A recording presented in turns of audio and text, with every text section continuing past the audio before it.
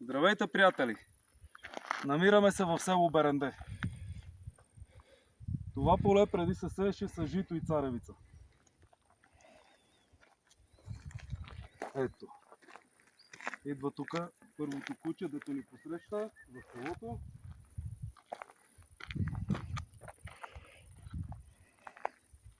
Това е училището. Тук са учили хората на времето.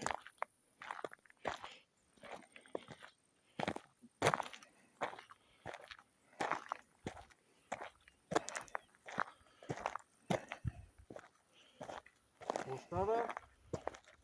Ето е едно куче. Така. Влизаме в училището.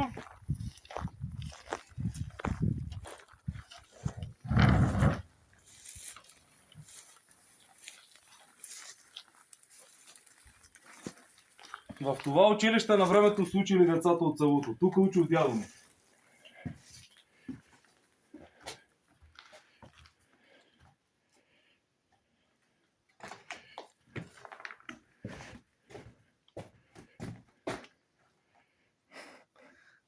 Сега, за съжаление, вече никой не учи.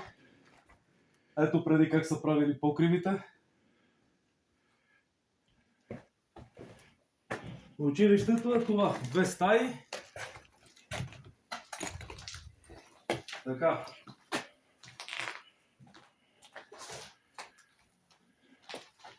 Сега искам да ви покажа защо България е такава. Ето тук вратата е открадната. Вратата е открадната. Прозорците са откраднати. Ето тук ги няма прозорците. България е такава, защото българите сме такива. Вижте какво мръсотия. Кутии от цигари, кутийки, никой не чисти. Никой не се грижи за държавата. Продължаваме разходката. Така. Затваряме вратата тук да разследват мислите.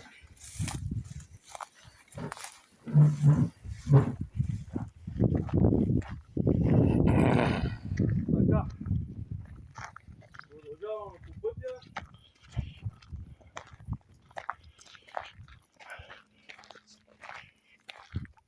Това е магазина. Тук като бяхме малки, мамите и дядовците ни купуваха лимонада, шоколади, бомбони. Магазинът беше отворен всеки ден. До селото идваше рейс и долу има влак. Сега няма рейс. Ако няма кола, няма как да стигнеш до тук. По едно време идваше и маршрутка, но и тя спря. Това е магазина. Магазина, както виждате, не работи.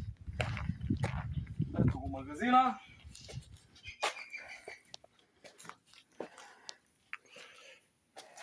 В магазина няма нищо. Вече не идват хората да пазаруват. От тук магазинът е затворен.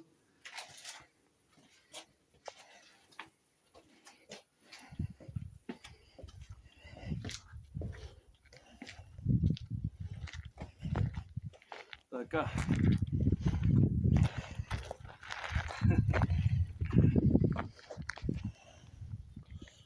Добре. Сега това са къщите на селото. Преди тук идваха децата лятото, сега няма никой. И беше пълно с деца, карахме колелетата, ходехме за риба на реката, река Нишава е доле. И къщите, които са строени всичките от хора от работническа класа. Правени са без кредити.